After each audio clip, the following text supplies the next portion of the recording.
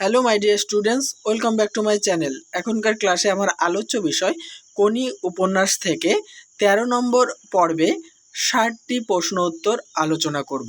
হ্যাঁ বন্ধুরা, এর আগে কিন্তু আরও 12টি পর্বে প্রতি পর্বে মোট 60টি করে প্রশ্নোত্তর আলোচনা করেছি। যারা ওই পর্বের ভিডিওগুলি দেখোনি অবশ্যই আমার চ্যানেলকে সাবস্ক্রাইব করে নাও এবং আমার চ্যানেলের প্লেলিস্ট থেকে একটা ফোল্ডারের মধ্যে সমস্ত ভিডিও পেয়ে যাবে, দেখতে থাকো।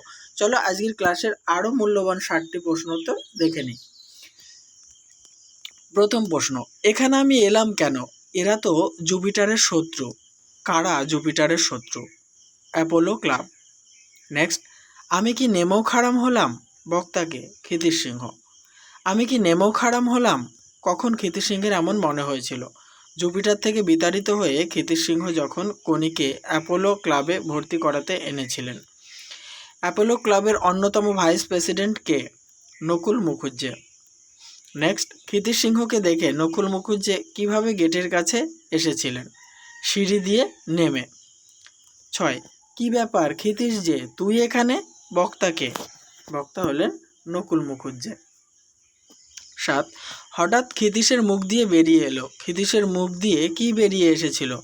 কোটেশনে আছে দেখো, তোমাদের এখানে জায়গা হবে নকুলদা, জুপিটার আমায় তাড়িয়ে দিয়েছে। নেক্সট, আমায় টাকা পয়সা দিতে হবে না, একটা মেয়ে পেয়েছি, তাকে শেখাবার সুযোগ দিও, তাহলেই হবে। কে কাকে বলেছেন? ক্ষিতিশ সিংহ নকুল মুখুজ্জেকে বলেছেন। 9, আমি কিন্তু জুপিটারের লোক, অ্যাপোলো কোনোদিনই আমার ক্লাব হবে না। বক্তাকে, ক্ষিতিশ সিংহ। নেক্সট, ও যদি সম্মান আনে তাহলে সেটা হবে অ্যাপোলোর। কে সম্মান আনবে বলে ক্ষিতিশ সিংহ মনে করেছেন? কোনি। 11, তাহলে তোকে আমরা নেব কেন? কে কাকে বলেছেন? নকুল মুখুজ্জে ক্ষিতিশ সিংহকে বলেছেন। 12 নম্বর, আগে বলো আমার শর্তে রাজি। ক্ষিতিশ সিংহ নকুল মুখুজ্জেকে কোন শর্ত দিয়েছিলেন? উত্তর, ক্ষিতিশ সিংহ অ্যাপোলো ক্লাবের সদস্য হবেন না, শুধু কোনিকে সাঁতার শেখাবেন। যদি কোনি সাফল্য পায় তবে সেই সাফল্য হবে অ্যাপোলোর, এই শর্ত দিয়েছিল। 13 নম্বর, অ্যাপোলোর তুমিই সব, তোমার কথায় ক্লাব ওঠে বসে, তুমি কথা দিলে তবেই ঢুকবো। কার কথায় অ্যাপোলোর সবাই ওঠে বসে? নকুল মুখুজ্জের কথায়। নেক্সট, নকুল মুখুজ্জের মতে জুপিটার থেকে ক্ষিতিশ সিংহের বেরিয়ে আসা মানে কি? জুপিটারের শত্রুর দুর্গের একটা খিলেন ভেঙে পড়া। অ্যাপোলোর ছাদের নিচে তুই আসিস, সেটাই আমাদের ভিক্টরি হবে। বক্তাকে, নকুল মুখুজ্জে। নেক্সট, ভিক্টরি শব্দের অর্থ কি? বিজয় বা জয়। 17 নম্বর, আচ্ছা কথা দিলাম। কে কাকে কথা দিয়েছিলেন? নকুল মুখুজ্জে ক্ষিতিশ সিংহকে কথা দিয়েছিলেন। অ্যাপোলো ক্লাবের গেট অতিক্রম করার আগে ক্ষিতিশ সিংহ কি করেছিলেন? একবার পিছন ফিরে তাকিয়েছিলেন। নেক্সট, কমল দিঘির জলে কোন কোন গাছের ছায়া পড়েছিল? পশ্চিম দিকের দেবদারু এবং রাধাচূড়া গাছের ছায়া পড়েছিল। 20 নম্বর, জুপিটার ক্লাবের বিরাট ঘড়িটার কালো ডায়ালে কাঁটা দুটো ক্ষিতিশ সিংহের পুরু লেন্সে কেমন মনে হচ্ছিল? আবছা মনে হচ্ছিল। 21, বুকের মধ্যে প্রচণ্ড একটা মোচড় সে অনুভব করলো, চিকচিক করে উঠল চোখ দুটো। ক্ষিতিশ সিংহের এমন মনে হওয়ার কারণ কি? জুপিটার ক্লাবে দীর্ঘদিন কাটিয়ে ক্ষিতিশ সিংহ অ্যাপোলো ক্লাবে এসেছিল, তাই এমন মনে হয়েছিল। 22, সেই রাতে ঘুম এলো না ক্ষিতিশের। কোন রাতের কথা বলা হয়েছে? যেদিন ক্ষিতিশ সিংহ জুপিটার ক্লাব ত্যাগ করে অ্যাপোলোতে কোনিকে ভর্তি করিয়েছিলেন। নেক্সট, সেই রাতে ঘুম এলো না ক্ষিতিশের। কেন সেই রাতে ক্ষিতিশের ঘুম আসেনি? তিনি ঠিক কাজ করেছেন কি না এই ভেবে ঘুম আসেনি। 24, বারবার একটা কথাই মনে পাক দিয়ে ফিরল। কোন কথা ক্ষিতিশের মনে বারবার পড়তে লাগলো? তিনি ঠিক কাজ করেছেন কিনা এবং অ্যাপোলোয় যাওয়া তার উচিত হয়েছে কিনা, এই কথা। 25, সেই রাতে ঘুম এলো না ক্ষিতিশের। সেই রাত ক্ষিতিশ সিংহ কীভাবে কাটিয়েছিলেন? বারান্দায় হেলান দিয়ে বসে কাটিয়েছিলেন। 26, ভেলো সকালবেলায় কিভাবে হাজির হয়েছিল? উত্তেজিত হয়ে। নেক্সট, 27, খিদ্দা তুমি অ্যাপোলোয় জয়েন করেছো? বেশ করেছো। বক্তাকে, ভেলো। পরের প্রশ্ন, এটা হলো যুদ্ধ, ন্যায় অন্যায় বলে কিছু নেই, শত্রু মিত্র বাজ বিচার করে কোনো লাভ নেই, কে কাকে কথাটি বলেছে? ভেলো ক্ষিতিশ সিংহকে বলেছে। পরের প্রশ্ন, জুপিটারকে এবার শায়েস্তা করা দরকার। বুঝলে খিদ্দা, তুমি শুধু ওই নারীর সম্পর্কগুলো একটু ভুলে যাও। বক্তাকে, ভেলো। 30, আমার ভুল হয়ে গেছে, আমায় মাপ করো খিদ্দা।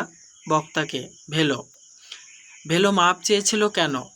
ভেলো ক্ষিতিশ সিংহকে জুপিটার ক্লাবকে শায়েস্তা করার কথা বলে নারীর সম্পর্ক ভুলে যেতে বলেছিল, তাই ক্ষিতিশ সিংহ ভেলোকে মারতে গেলে ভেলো মাপ চেয়েছিল। পরের প্রশ্ন আলোচনার আগে বলি বন্ধুরা, অবশ্যই ভিডিওতে লাইক কমেন্ট এবং শেয়ার করে চ্যানেলটিতে নতুন হলে সাবস্ক্রাইব করে অল করে দিও। আর আমি প্রতিনিয়ত তোমাদের সিলেবাস অনুযায়ী যে সমস্ত ভিডিওগুলি আপলোড করি সেগুলো কিন্তু আমার চ্যানেলের প্লেলিস্টে তোমরা পেয়ে যাবে। আর অল টাইম আমার চ্যানেলের প্লেলিস্ট কিন্তু ফলো রেখো। 32 নম্বর, পুরু লেন্সে ভেঙে চোখ দুটো যেন বেরিয়ে আসবে। কখন ক্ষিতীশের এমন অবস্থা হয়েছিল? ভেলো যখন ক্ষিতীশ সিংহকে জুপিটার ক্লাবকে শায়েস্তা করতে নারীর সম্পর্ক ছিন্ন করতে বলেছিল। পরের প্রশ্ন, উপন্যাসে ক্ষিতীশ সিংহ কর্তৃক কণিকে সাঁতার শেখানোর প্রচেষ্টা কত নম্বর পরিচ্ছেদ থেকে শুরু হয়েছে? 7ম পরিচ্ছেদ থেকে। নেক্সট, কণি যখন সাঁতার শিখছিল তখন হাতটা কেমনভাবে লাফিয়ে উঠেছিল? তক্তার মতো। পরের প্রশ্ন 35, সাঁতার শেখার সময় কণির কোন পজিশনটা ভেঙে যাচ্ছিল? স্কোয়ার শোল্ডার পজিশনটা। নেক্সট, সাঁতার শিখতে গিয়ে জলের বাইরে হাত নিয়ে যাওয়ার সময় কণির শরীরের পাশের দিকটা কেমন হচ্ছিল? শুঁয়োপোকার চলার মতো হচ্ছিল। 37, ক্ষিতীশ সিংহ কণিকে সাঁতার শেখানোর সময় জল টানার ক্ষেত্রে হাতের আঙুল সম্পর্কে কি বলেছেন? আঙুল ফাঁকা না করতে বলেছেন। পরের প্রশ্ন, কণিকে সাঁতারের প্রশিক্ষণ দেওয়ার সময় ক্ষিতীশ সিংহ নিঃশ্বাস নেওয়ার ব্যাপারে কি বলেছেন? ডান দিকে মাথা ঘুরিয়ে নিঃশ্বাস নিলে বাঁ হাতের কবজি যখন জলে ডুববে তখন মাথা ঘোরাতে হবে। 39 নম্বর, সাঁতার কাটার সময় মাথা নিচু করে রাখার জন্য ক্ষিতীশ সিংহ কণিকে কি করার নির্দেশ দিয়েছেন? থুতনিটা বুকের দিকে টেনে রাখতে বলেছেন। 40, সাঁতারের সময় ডান হাতটা যখন উঠবে তার তলা দিয়ে কিভাবে উকি দেওয়ার নির্দেশ দিয়েছেন? হাঁ করে নিঃশ্বাস নিতে নিতে।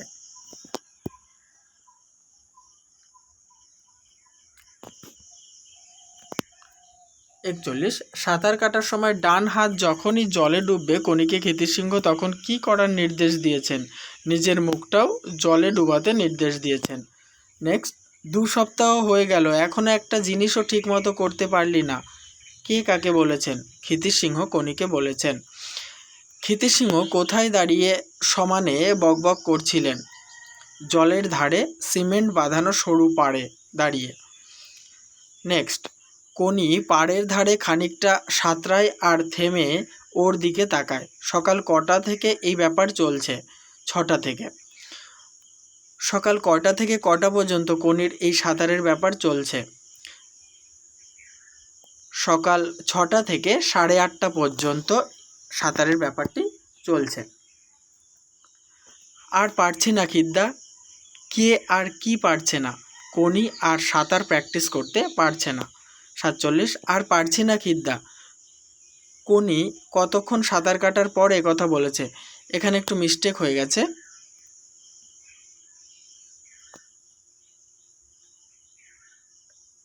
নিটা দেওয়া হয়নি। কণি কতক্ষণ সাঁতার কাটার পর কথা বলেছে?